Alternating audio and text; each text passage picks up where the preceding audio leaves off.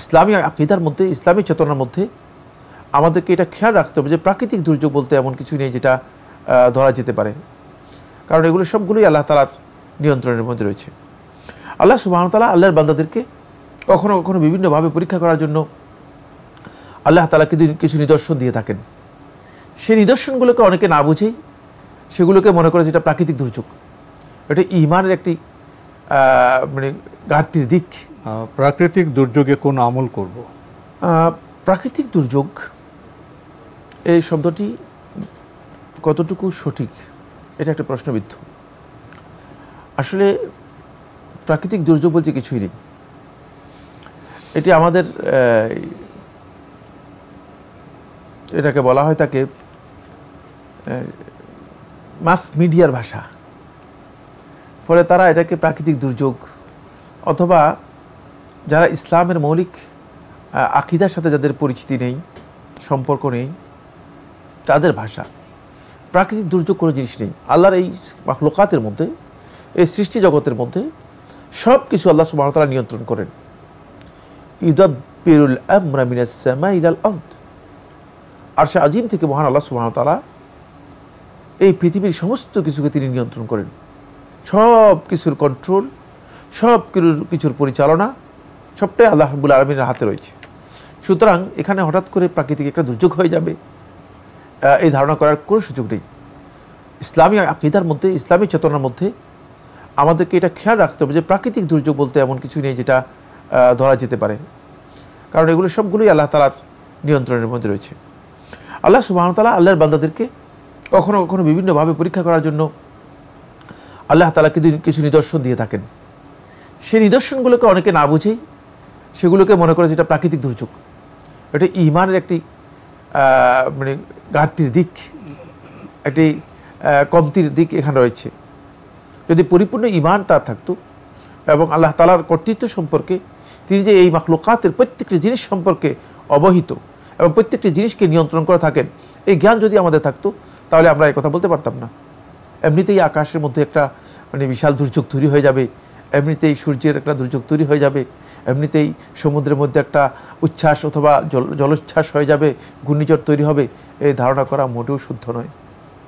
কারণ আল্লাহ সুবহানাহু ওয়া তাআলা এগুলো দেখছেন এবং আল্লাহ রাব্বুল আলামিন এগুলো সব নিয়ন্ত্রণ করছেন। এটা ঈমানদার ব্যক্তির অবশ্যই এই আকীদায় বিশ্বাস থাকতে হবে। তাহলে এখানে যে বিষয়টি সেটা হচ্ছে এগুলো আল্লাহ সুবহানাহু ওয়া তাআলার আয়াত, নিদর্শন। কখনো কখনো আল্লাহ সুবহানাহু ওয়া তাআলা এই সমস্ত নিদর্শন দেখান যাতে করে বান্দা নিজেকে সংশোধন করতে পারে। লাআল্লাহুম ইয়ারজিউন। আমাদের প্রশ্নটা এরকম ছিল, প্রাকৃতিক দুর্যোগে কোন আমল করব? শায়েখ তো বললেন যে প্রাকৃতিক দুর্যোগ এভাবে শব্দচয়ন সঠিক নয়। আমাদের আকীদা বিশ্বাস হবে সব কিছু আল্লাহর নিয়ন্ত্রণে, আল্লাহর ব্যবস্থাপনায় আছে। তো এখানে আবার প্রশ্ন জাগে, আমরা যে ঝড়, তুফান, ভূমিকম্প এগুলির মুখোমুখি হই, এটা আমাদের কাছে দুর্যোগের মতো আসে। তো এটাকে আমরা কিভাবে বলবো, কিভাবে প্রকাশ করব এবং এসব থেকে বাঁচার জন্য আমরা কি আমল করব? এখানে আল্লাহ সুবহানাহু ওয়া তাআলা ইরশাদ করেছেন সেটা হলো এই যে আল্লাহ রাব্বুল আলামিন এই যে অবস্থাগুলো, এই আয়াতগুলো, নিদর্শনগুলো আল্লাহ তাআলা দেন আল্লাহর পক্ষ থেকে। কেন? যাতে করে তাদেরকে তাদের আমলের ব্যাপারে মানে ছোট ছোট কিছু মানে প্রতিফল দেখান। এবং লাআল্লাহুম ইয়ারজিউন, এই আয়াতের শেষের মধ্যে আল্লাহ তাআলা বলেছেন যাতে করে তারা আল্লাহর দিকে আবার ফিরে আসতে পারে। এই জন্য এগুলো হচ্ছে মূলত প্রাকৃতিক দুর্যোগ নয়, এগুলো হচ্ছে আল্লাহ রাব্বুল আলামিনের পক্ষ থেকে বান্দার জন্য সতর্ক সংকেত, আয়াত। এগুলো হচ্ছে বান্দার জন্য সতর্ক সংকেত। এটাকে প্রাকৃতিক দুর্যোগ হিসেবে যারা আখ্যায়িত করেছেন তারা শব্দগত দিক থেকে সঠিক চয়ন করতে পারেননি। কিছু নিদর্শন, এটা হচ্ছে নিদর্শন, মানে যখনই সতর্ক করানোর জন্য কিছু নিদর্শন, সতর্ক নিদর্শন, আল্লাহর পক্ষ থেকে কিছু নিদর্শন। এরপরে আমরা যে বিষয়টি বলবো সেটা হচ্ছে এই ধরনের যদি কোনো নিদর্শন দেখা দেয়, যেটাকে আমরা প্রাকৃতিক দুর্যোগ বলে আমরা আখ্যায়িত করছি আমাদের ভাষায়, যদি এ ধরনের কোনো ঘটনা হয় তাহলে প্রথম কাজ হচ্ছে আল্লাহর বান্দাগণ আল্লাহ তাআলার কাছে তওবা এবং ইস্তেগফার করবে। প্রথম কাজ হচ্ছে অধিক পরিমাণে তওবা এবং ইস্তেগফার করবে। তওবা এবং ইস্তেগফার, আল্লাহ রাব্বুল আলামিনের কাছে ক্ষমা প্রার্থনা করা, প্রত্যাবর্তন করা, ওই আয়াতের মধ্যেই আল্লাহ তাআলা বলে দিচ্ছেন লাআল্লাহুম ইয়ারজিউন, যেন তারা ফিরে আসতে পারে। দ্বিতীয় নম্বর যে কাজটি সেটা হচ্ছে আল্লাহ রাব্বুল আলামিনের কাছে দোয়া করবে, এর অকল্যাণ থেকে আল্লাহ তাআলার কাছে আশ্রয় চাইবে, আর এই কল্যাণ যদি থাকে সে কল্যাণের জন্য আল্লাহ তাআলার কাছে দোয়া করবে। রাসূলুল্লাহ সাল্লাল্লাহু আলাইহি ওয়াসাল্লাম অনেকগুলো দোয়া শিক্ষা দিয়েছেন। সেই দোয়াগুলো আমাদেরকে, দোয়ার কিতাব যেগুলো আছে, আজকার যে কিতাবগুলো আছে, সেগুলো থেকে আমাদেরকে জেনে নিতে হবে, আর জানতে হবে যে এই ব্যাপারে আল্লাহ রাসূল সাল্লাল্লাহু আলাইহি ওয়াসাল্লামের কোনো বক্তব্য আছে কিনা। রাসূলুল্লাহ সাল্লাল্লাহু আলাইহি ওয়াসাল্লাম অনেক বক্তব্য দিয়ে গেছেন, এগুলোর ব্যাপারে রাসূলুল্লাহ সাল্লাল্লাহু আলাইহি ওয়াসাল্লামের কথা রয়েছে।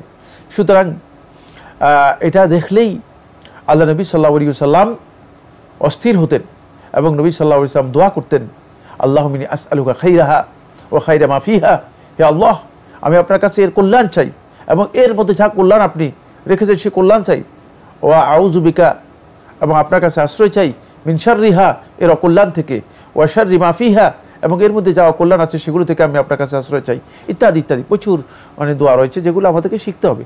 আমরা ব্যাপার হচ্ছে আমরা যেহেতু এগুলো থেকে অনেক দূরে, এই সমস্ত কারণে হয়তো আমরা এগুলো শিখিও নাই, শেখার চেষ্টা করি নাই। এরপরে আল্লাহর বান্দাগণ আল্লাহ রাব্বুল আলামিনের কাছে বেশি বেশি করে আল্লাহ তাআলার কাছে ইবাদতে মশগুল হবে।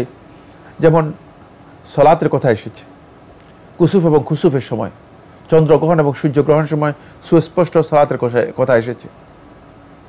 এই নিদর্শনগুলোর ব্যাপারেও জুমহুর আহলে ইলম বলেছেন যে যদি আল্লাহর বান্দারা বড় ধরনের কোনো আশঙ্কা করে তাহলে তারা নফল ইবাদত, নফল সলাত আদায় করবে, আল্লাহ রাব্বুল আলামিনের কাছে সলাত আদায় করে আল্লাহ তাআলার কাছে দোয়া করবে। কিছু কিছু ফকিহগণ তাদের ইজতিহাদের মধ্যে বলেছেন যে এ ধরনের দুর্যোগের আশঙ্কা থেকে বাঁচার জন্য লোকেরা তাকবীর দিবে অথবা লোকেরা আজান দেবে। আজানের ব্যাপারে এই যে বক্তব্যটি রয়েছে এটি আলেমদের ইজতিহাদ, এই ব্যাপারে সুস্পষ্ট কোনো নস সাব্যস্ত হয়নি। বিশুদ্ধ বক্তব্য হচ্ছে আজান দেওয়ার ব্যাপারে সুন্নাহ দ্বারা কোনো সুস্পষ্ট নস সাব্যস্ত হয়নি, কিন্তু যদি কেউ দেয় আজান দিতে পারে, কোনো বিপদ আপদ বালা মুসিবতে কেউ আজান দেয় তাহলে সে আজান দিতে পারে, যেহেতু আজান মূলত আজানের ধ্বনিও আল্লাহ রাব্বুল আলামিনের কাছে বান্দাকে আল্লাহর কাছে আল্লাহ তাআলার বড়ত্বের ঘোষণা দেয়া, শ্রেষ্ঠত্বের ঘোষণা করা, এই জন্য কেউ কেউ বলেছেন যে দেওয়া যেতে পারে। তবে যেহেতু সুন্নাহ দ্বারা সাব্যস্ত হয়নি, এ কথা বলা মোটেও সঠিক নয় যে এটা সুন্নাহ, কিন্তু আলেমদের মধ্যে কেউ কেউ বলেছেন, তাদের ইজতিহাদ রয়েছে সেক্ষেত্রে আজান দেয়া। তাহলে আমরা এখানে সলাত আদায় করতে পারি, আজান দিতে পারি, তওবা ইস্তেগফার করতে পারি এবং অধিক পরিমাণে আল্লাহ রাব্বুল আলামিনের কাছে দোয়া করতে পারি।